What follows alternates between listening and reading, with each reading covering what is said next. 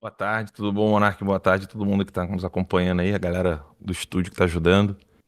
Realmente, né, o que mais assusta assim, nessa questão toda de perseguição, Monark, é que todos os jornalistas que saem da Coreia do Norte, Cuba, Venezuela, eles podem manter as suas redes sociais fora do país.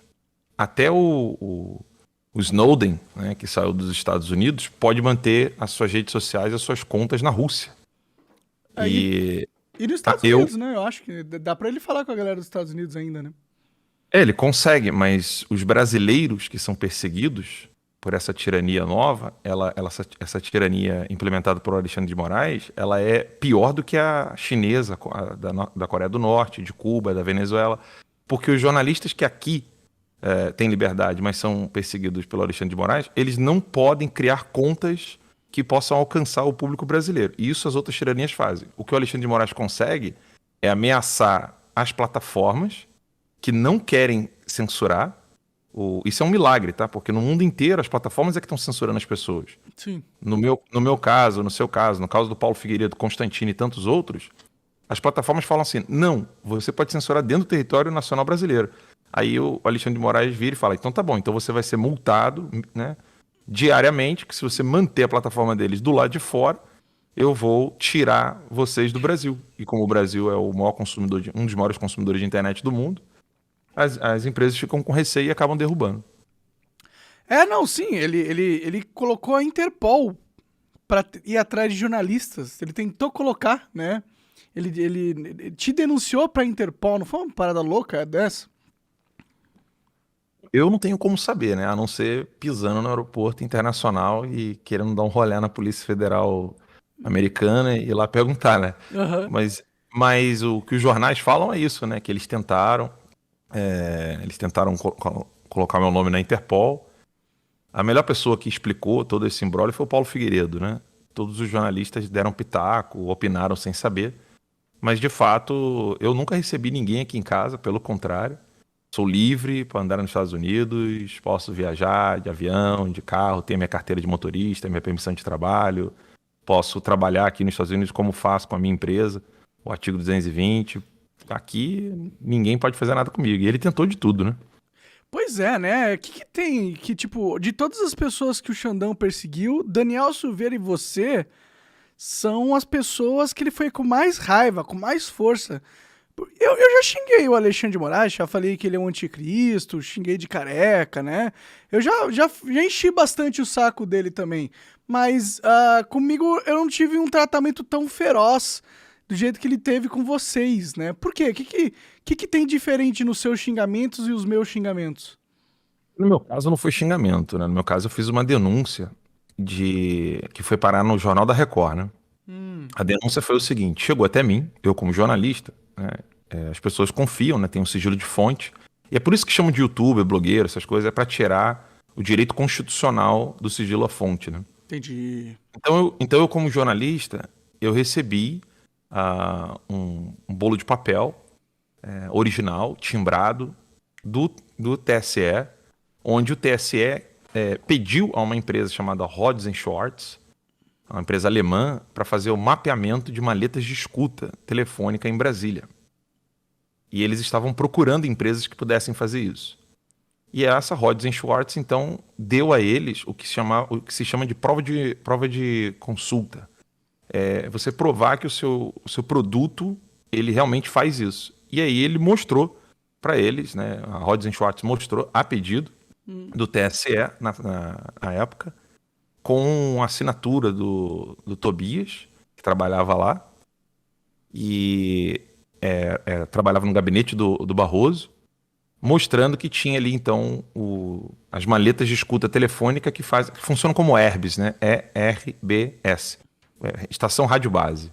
Ela simula uma antena de TV, uma antena de telefone, e ao simular uma antena de telefone, ela pode captar então todos os sinais e poder interceptar e ouvir tudo que está sendo conversado. Entendi. Então é uma maleta de espionagem.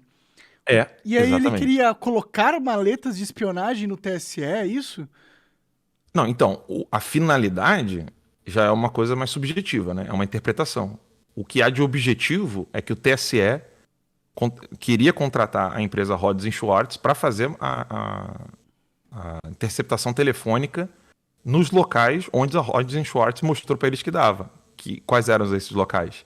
O Palácio do Planalto, né, a Praça dos Três Poderes ali, onde poderia pegar Congresso, TSE, e a Rhodes Schwartz entregou. O objetivo final, nós não temos como provar, a gente pode especular. Eu especulo e falei, né, afirmei, mas isso é uma interpretação subjetiva minha, de que eles queriam fazer isso para poder chantagear políticos poderosos, e sobretudo o próprio Bolsonaro e tantos outros, né?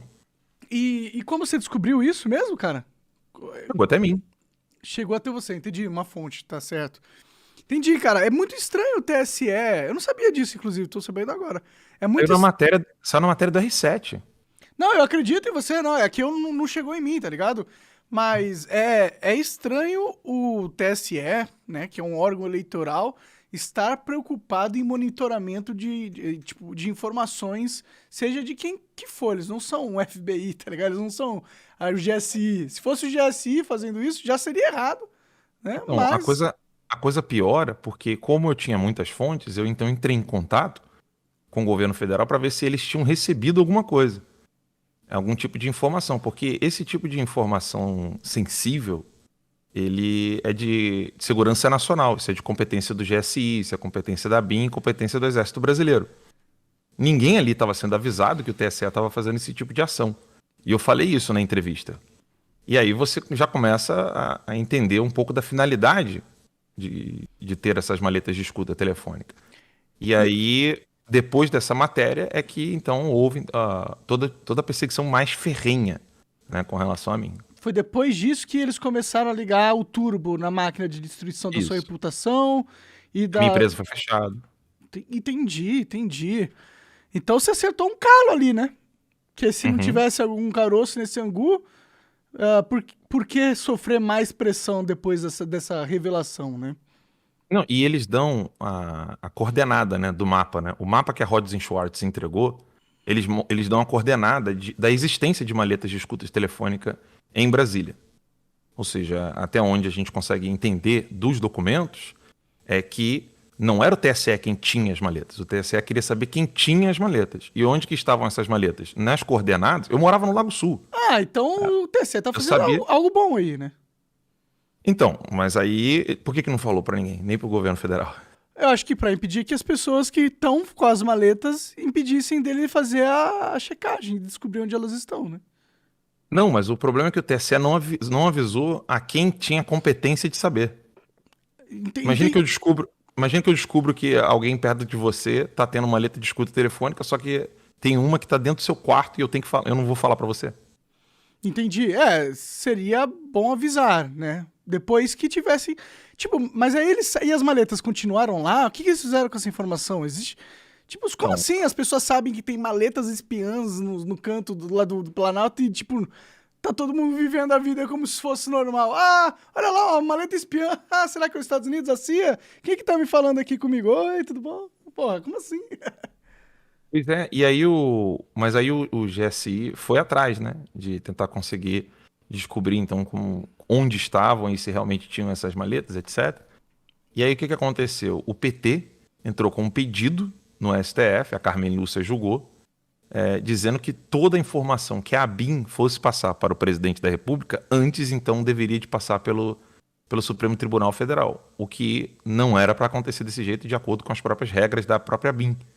E a Carmen Lúcia ainda disse que era uma arapongagem. Ou seja, a própria Carmen Lúcia proibiu que o sistema feito pelo FHC, de serviço de espionagem do FHC, né, que é o ABIN, era isso, né? Entendi. O sistema que já era estabelecido, ele estava então impedido de avisar o presidente da República, porque agora tem que avisar primeiro ao STF. Ela julgou isso meses depois da minha denúncia. Pode crer. Sempre tem um jeito deles costurarem alguma coisa pra evitar um problema, né? É um jogo de poder muito perverso, onde o que é certo não entra em consideração, e sim o que é expediente, né? O que é útil para mim. Se eu tiver que interpretar a lei de qualquer forma, eu vou interpretar da forma com que me favoreça, sempre, né? Mas Mas isso aí nem é algo que deveria, tipo, porque o TSE contratar uma agência pra descobrir quem tá espionando a gente, em teoria, podem existir vários motivos republicanos pra você fazer isso, tá ligado? Entendo o seu argumento dele não ter, não querer dividir essa informação, mas pelo menos isso indica que eles não eram os caras espionando as pessoas, né? Mas o problema é da competência, né? Ou seja, e a gente sabe que hoje em dia na sociedade, a troca de competências é uma das coisas que mais desordenam tudo, né? É como se você quisesse limpar a rua com esgoto. Pode crer, Você troca os papéis, né? Não é o TSE quem tem que fazer isso. Se o TSE está preocupado e deseja fazer uma investigação, é de obrigação do judiciário avisar ao poder executivo, que é o poder que executa, que tem algo errado. Nunca avisou. Pode crer. Eles são meio independentes, né? O TSE meio que fincou uma bandeira no Estado brasileiro como um centro de controle de todas as instituições, né?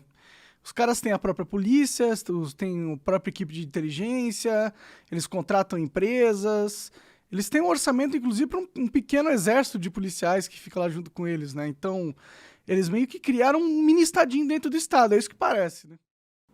Assista esse podcast na íntegra no rumble.com/monarchx. Aponta o celular pro QR Code na tela ou vai no link da descrição e segue a gente lá. Valeu!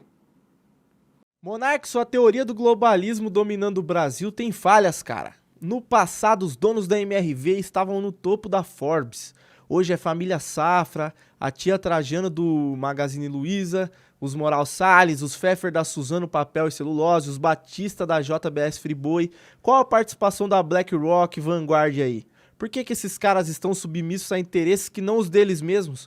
E Alan, quem dessa galera é comunista, cara? Vocês não estão conseguindo identificar o inimigo porque ele está em cada homem. Parem de ser submissos à dicotomia do nós contra eles. Assim vocês se reduzem a vadias submissas putinhas de Hegel.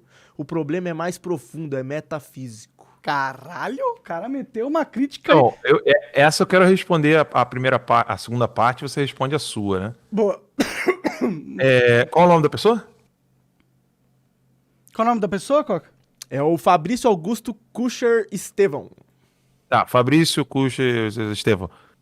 O cara que ligou a câmara de gás, ele era nazista ou não? Se você responder essa pergunta, você vai entender o que eu disse. Se você não conseguir responder essa pergunta, você vai continuar boiando. O problema é esse. O cara tá achando que o comunista é aquele cara que estudou marxismo e tá querendo aplicar o comunismo. Não, o comunista é todo aquele que se submete ao poder comunista. Ponto final. O cara que deu o tiro no Padre Miguel Pró, lá no governo do Plutarco Elias Cares, socialista marxista, ele também era marxista socialista. Ele não precisa estudar. Essa história de que uma pessoa segue um movimento porque ela estudou aquele movimento, gente, isso é burrice. Isso é loucura. Na verdade, a putinha aqui é você, Fabrício. Fabrício, sei lá como é que é o nome. Porque o que a pessoa não entendeu é isso. Ele acha que o cara que ligou a câmara de gás não é nazista. Ele acha que é um problema individual da alma humana, né? Que a gente só vai solucionar essas coisas quando o homem encontrar dentro de si o seu homem superior. Nesse ponto ele está absolutamente correto. Mas existem pessoas que anulam essa autoconsciência humana porque estão subservientes a grupos. E esses grupos existem. Pois é, da minha parte do que ele criticou ali, eu acho que ele está sendo inocente de achar que não existe uma estrutura no poder mundial hoje em dia, né? De achar que é tudo aleatório, que não existem pesos e alavancas e homens com controle e homens sem o controle. Isso existe, tá ligado? E aí você falou de vários empresários brasileiros que antes estavam no topo e depois foram perdendo magnitude. Isso não prova a inexistência do globalismo. Só prova que existe existe um jogo econômico interno no Brasil onde, sim, um cara não necessariamente vai se manter rico e no topo. Se ele construir uma empresa de merda que não consegue vender produto, não tem nada que vai fazer com que ele ganhe dinheiro. Ainda existe uma vida real, né? A empresa ainda existe. Então, a Magazine Luiza pode lacrar infinito. Se eles tiverem um péssimo serviço, eles não vão ganhar dinheiro e, por isso, eles vão diminuir o seu poder econômico. Mas a influência do globalismo nas instituições brasileiras pega uma empresa, qualquer empresa grande do Brasil, e vê se ela adere ao ISG. que é uma política de governança empresarial. Se ela adere, ela está submetida a uma governança internacional, a uma ideologia internacional criada pelo Fórum Econômico Mundial e patrocinada pelos globalistas. Então, perceba que a evidência do globalismo e sua influência no Brasil é comprovada. Você tem estrutura, eu posso te apontar a forma com que eles exercem o controle. E posso te apontar também os objetivos para os quais eles querem levar as coisas, tá ligado? Porque eles falam, porque você consegue conectar os pontos, entendeu? Eles têm palestras onde eles falam ao vivo. Então, isso não é imaginação, isso não é teoria da conspiração, isso é apenas a realidade que você se nega a enxergar. Monark, tem outra coisa. O não êxito de um subserviente não prova que aquele grupo não existe. Totalmente. Ou seja, um grupo de narcotraficantes que queira roubar um banco, morrem 2 moleques. Eles não eram do grupo do narcotraficante porque eles morreram. Eu falei assim, pô, não, pera aí, menor, que porra é essa? Tá maluco?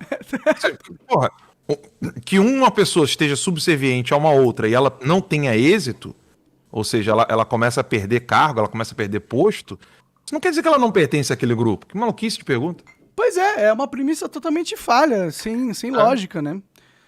Você tem razão total.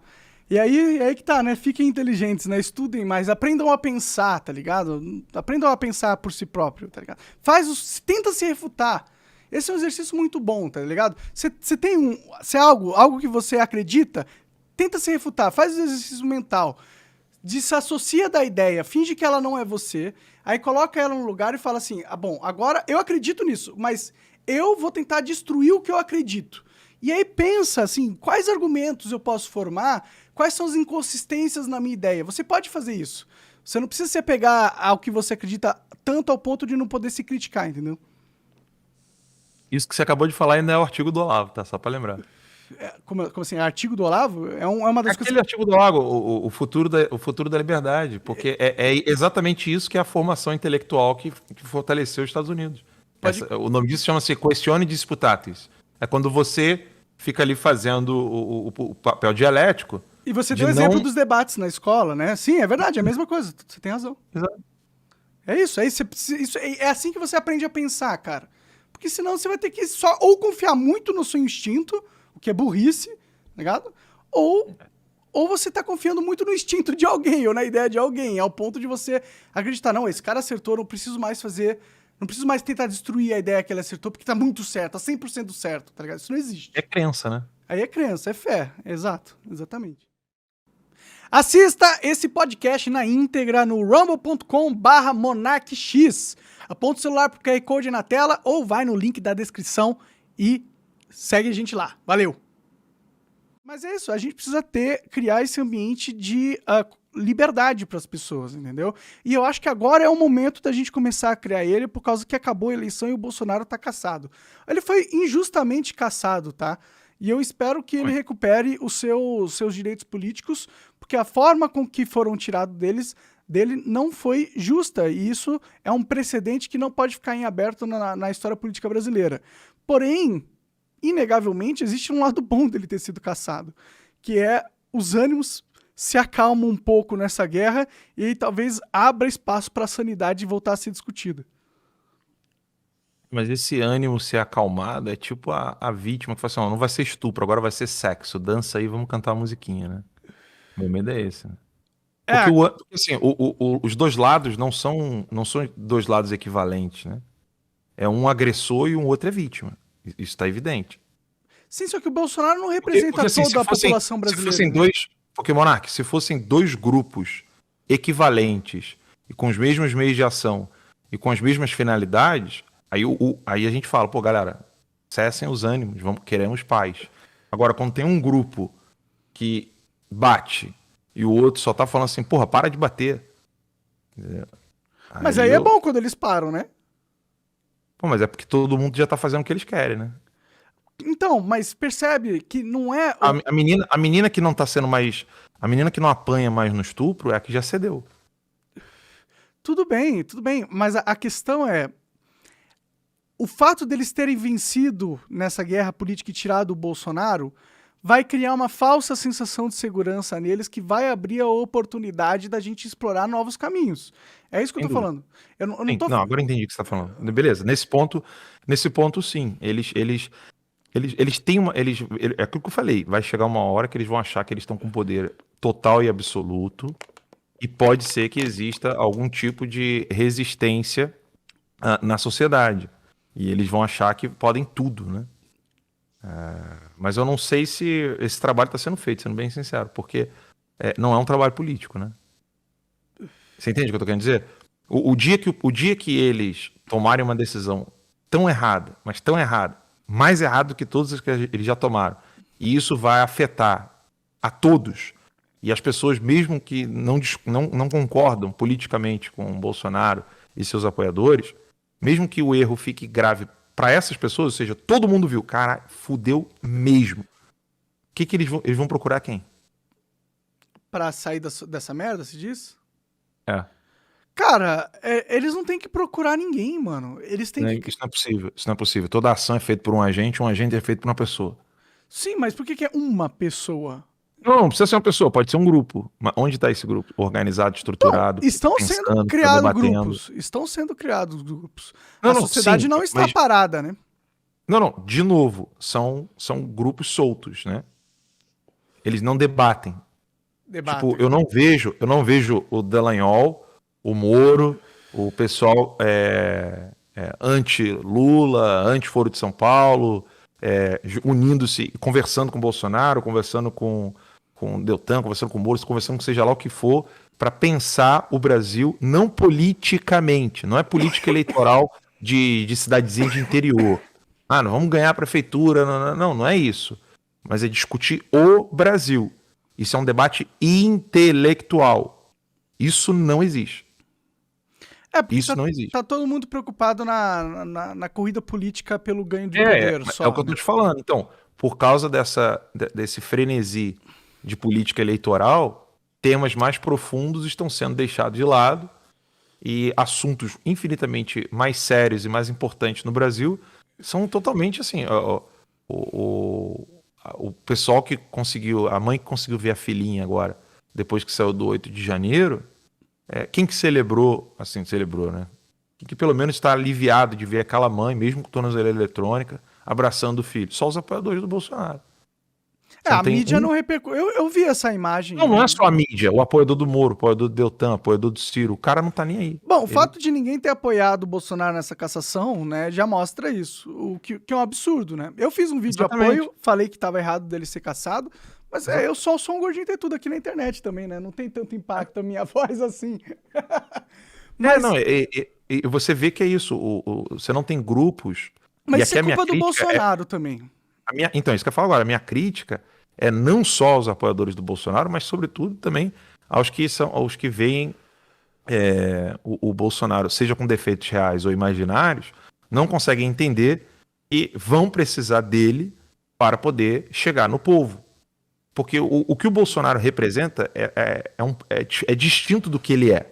O que ele representa para o homem simples brasileiro é exatamente aquela característica que o Bolsonaro conseguiu incutir na mente do brasileiro e que não é falsa. A característica de um homem simples que fala as coisas, que é honesto, que é sério, que está querendo fazer as coisas para o bem do Brasil. Óbvio, ouvindo militares idiotas, né? Que é a minha pinimba com o Bolsonaro. Mas... um burro bem intencionado faz muito estrago, viu? O Olavo sempre falava, né? Pior do que um burro é um burro com iniciativa. E aí o que acontece é que você não tem hoje o que se tinha em outros tempos no Brasil. A revista A Ordem, por exemplo. A revista A Ordem, que nasceu do Centro Dom Vital, já era para impedir avanços tirânicos no Brasil. Ela foi fundada em 1920. E aí, cadê ela? Nunca ouvi falar disso aí. Não, hoje está totalmente dominado pela esquerda. Que Entendi. a Igreja Católica do Rio de Janeiro é uma bosta. Entendi. Mas o Círculo de Estudos Bandeirante também foi cooptado pela esquerda. Nasceu com um grupo de intelectuais que tinha uma revista, foi responsável pela fundação da Faculdade de Filosofia de Curitiba. Você tinha núcleos de pensamento, núcleos de debates na história do Brasil que nunca mais se repetiram, a não ser pós o curso online de filosofia do professor Olavo de Carvalho. Agora eu vejo uma movimentação intelectual de vários grupos. Tem várias pessoas sendo contratadas aí para serem peças de movimentos, não sei se ideológicos ou políticos, entendeu?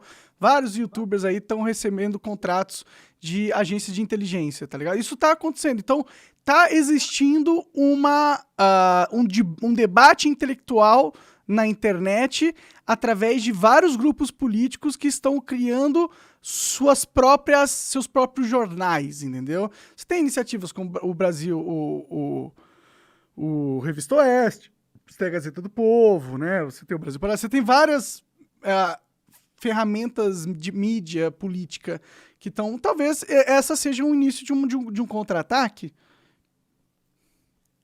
É jornal, né? O que eu tô falando é algo mais profundo, né? Tipo o quê? Então, tipo a Revista Ordem. Se você olhar o trabalho da Revista Ordem, se você olhar o trabalho do Círculo de Estudos Bandeirantes, você vai ver que eles pautavam o debate político brasileiro com debates de filosofia, literatura. Você acha que falta, então, uma sofisticação desses panfletos? Da Gazeta, da Revista Oeste? Porque o Brasil Paralelo, ele é bem sofisticado no seu conteúdo, né? Sim, sem dúvida, mas é um vídeo educacional. Eu tô falando de pessoas que já foram formadas. Você diz que um think tank, você tá falando? Algo assim? Entendi. Mas não tem think tanks de direita, digamos assim, ou nacionalistas? Olha, se tem, são aqueles que repetem chavões e clichês, né? Como, por exemplo, aquele liberal de gravata borboleta que diz que o Bolsonaro é um ogro e que, graças a Deus, ele não tá mais no poder. Mas isso é globalista, né? É um think tank globalista, normalmente, isso aí. Não, às vezes não é nem globalista, às vezes é um cara que entende mesmo de liberalismo e conservadorismo, mas assim, fica de boa, tá nem aí pra porra toda. Entendi. Ou então fica debatendo sobre o sexo dos anjos, entendeu? Entendi. O que falta é hoje ter um núcleo que possa reunir essas pessoas inteligentes, porque há de convir comigo, Monark, ninguém pode ser inteligente o suficiente para determinar ou analisar ou descrever, ou prescrever, melhor dizendo, o que realmente seria bom para o Brasil. Ninguém vai ser inteligente o suficiente para isso. Essas pessoas precisam estar em contato. Sim, isso é um exercício criativo, né? Um brainstorm das maiores cabeças pensantes do Brasil. Isso é o que a esquerda faz o tempo todo. Há mais de um século. É que para isso você precisa ter uma estrutura financeira forte, robusta. Não. Quando o comunismo começou no Brasil, eles eram bem pobrezinhos e foram cooptando as pessoas. Eles sempre tiveram financiamento internacional, né? Sim, mas não, tudo bem, mas eles cooptavam as pessoas e faziam esse trabalho intelectual com gente. O Oswaldo Peralva, do livro Retrato lá que eu te falei, ele falou que algumas vezes ele tinha que dormir em travesseiro de pedra, cara. Ele ia para as chácaras de formação, na chácara mesmo, não é fazenda, né? Mas chácara. Ele ia para essas formações, botava um saco preto na cabeça dele, negócio meio tipo de seita mesmo. Ele ia para lá, ia ter formação, e eles estudavam lá. Por exemplo, eu acabei de falar aqui que numa ação política, que não é uma ação intelectual, cultural, numa ação política, os comunistas foram ficar 3 anos, estavam dispostas, 50 pessoas, dispostas a ficar 3 anos na União Soviética estudando como é que faria a revolução. Eles são empenhados, hein? São, porra, é isso que eu tô falando. E a gente hoje, precisa de empenho, então, aqui na direita brasileira. Eu não vejo, se existe, eu não conheço. E eu não conheço poucas pessoas. E das muitas pessoas que eu conheço, algumas são extremamente relevantes. Todas elas lamentam para mim a ausência do mesmo fato. Uhum. Ou seja, a ausência de ter um grupo intelectual honesto, sério, que debata o problema. Pois é, mas por que ele não surge? Não tem? Quem são essas pessoas? É que pra mim é dinheiro, cara, que não faz surgir. Pra mim, se eu fosse o agro, porque o agro é o inimigo natural do globalismo. Porque o globalismo vai querer tomar controle das terras deles, eventualmente, entendeu? Então, eu formaria, se eu fosse o bilionário do agro, eu ia jogar pelo menos uns 2 ou 3 bilhões por ano em mídia. E aí eu faria essa formação, esse debate, tá ligado? Eu contrataria pessoas que são só para pensar. Você vai só pensar ideias e planos e estratégias de proteger a liberdade do Brasil no campo internacional, entendeu? Eu faria isso, mas eles não fazem. Não faz. Eles investem em político, eles formam uma bancada legal, mas para por aí a sua estratégia política. Ela não é abrangente como a estratégia mais sofisticada do globalismo. A galera do agro não me ajuda nem a tratar minha filha, que dirá cuidar da cultura do país. Mas o que você falou, de fato, é isso. O agro poderia fazer esse tipo de papel de reunião dos intelectuais, né? Mas, ainda assim, para quem está nos assistindo, eu só diria uma coisa. Né? Se você que está nos ouvindo enxerga e vê o problema todo, não queira você ficar nesse caos. Fique inteligente para ontem. Né? Diminua a sua burrice enquanto há tempo. Porque não tem essa de você conseguir resolver os seus problemas para ficar inteligente depois. A alta cultura não é uma coisa que você vai adquirir quando você tiver sua aposentadoria, quando ela não vai servir mais para nada. É algo que você precisa usar para hoje, para ontem. Para você entender os seus problemas, você tem que ter uma certa busca por conhecimento. Porque é difícil, às vezes, perceber quem está sob o controle das nossas vidas. Sim, sem dúvida. E, assim, eu vejo que tem gente acordando. Né? Tem gente que antes estava lidando com a coisa sob o espectro político eleitoral, tanto para bem quanto para mal, ou seja, como eu disse, né? Não tem uma direita no Brasil. Existe o pessoal que quer ou um cargo do lado do vereador, do governador, do deputado, ou querer ser o próprio político, e só. É só isso que tem hoje no Brasil, contrário ao comunismo. Só que isso não vai fazer nada contra o comunismo. Se você que está nos ouvindo agora tem esse desejo de querer ficar mais inteligente, você está no caminho certo. Esse é o recado que eu gostaria de dar para as pessoas, porque não importa o quanto eles queiram nos censurar. Uma hora isso acaba. Pode crer. Uma hora isso acaba, e quando acabar você tem que estar mais inteligente para poder socorrer os outros. Não é ficar estagnado no mesmo conhecimento que você tem hoje. O povo não vai tomar controle do país sem ter uma noção de país, né? De entender o que é um país e entender quais são os princípios a serem defendidos dentro de um país. A direita precisa urgentemente perceber isso. Inclusive, o Bolsonaro ele poderia ser um aliado nisso, né? Parar de jogar contra a própria ideia dele, que é a ideia de liberdade, parar de ficar tentando usar o TSE e começar a falar a verdade pro povo. Começar a falar assim, aqui é uma ditadura do judiciário. Abre as cartas, em vez de ficar falando que você tem bala de prata, que você não tem porra nenhuma e a gente sabe, usa a verdadeira bala de prata, que é a verdade. Fala qual que é a situação brasileira, sem fazer histéria, sem falar, meu Deus, não. É só, de forma calma, você introduz ao brasileiro qual é a situação verdadeira política para que ela seja discutida. Por enquanto a gente não está sendo discutido, não está discutindo a ditadura. A gente só está discutindo o Bolsonaro conversando com embaixadores, o que é absurdo. A narrativa tá errada do país. Entendeu? A gente tem que controlar a narrativa. E não vai ser com papinho de bala de prata, porra. Por isso que eu falei que, na minha opinião, ele não deveria ficar no Brasil, porque a voz dele não é a minha e a sua. Sim, é de convite. claro. Então, assim, ele denunciando isso, a coisa fica muito mais pesada. E aí é óbvio que ele já tomou facada, né? Então, se ele denunciar mais ainda, eles matam. Bom, se for pra ir pros Estados Unidos pra denunciar, vai, cara. Mas se for pra ficar aqui no Brasil ou nos Estados Unidos pra ficar calado, então vai tomar no cu também, porra. Então não seja presidente, não entra na política, porra. Sim, vai ser outra coisa. Vai continuar no exército lá, sei lá, pô. Não é o teu ramo. Eu advogo mesmo isso, eu falo isso abertamente. Pra mim, ele não deveria ficar no Brasil, ele deveria ficar aqui fora, denunciando Farc, denunciando tudo. Mesmo durante as eleições mesmo, teve um cara que foi extraditado da Colômbia para os Estados Unidos na administração Biden, tá? Porque ele estava com envolvimento com as Farc. E agora foi julgado e se ferrou. E o cerco com relação ao Carvajal, ao Maduro e o Lula, inclusive, né, na justiça americana, ele está se fechando. Então, é uma questão de empurrão, entendeu? Uhum. Uma questão de empurrão. A primeira voz relevante, que não vai ser a minha, porque a minha voz não é relevante nesse sentido. a primeira voz relevante a falar disso abertamente aqui nos Estados Unidos, ela empurra o Maduro pro abismo. Ah, sim, sim. O Bolsonaro parece que ele não tem técnica, não tem tática. Parece que ele é um surfista da maré política, entendeu? Ele sente onde as ondas estão indo e coloca a sua prancha lá, mas ele não consegue construir um navio que enfrenta as marés e chega num lugar que não está sendo conduzido pelo oceano, entendeu? Ele não tem essa capacidade, parece.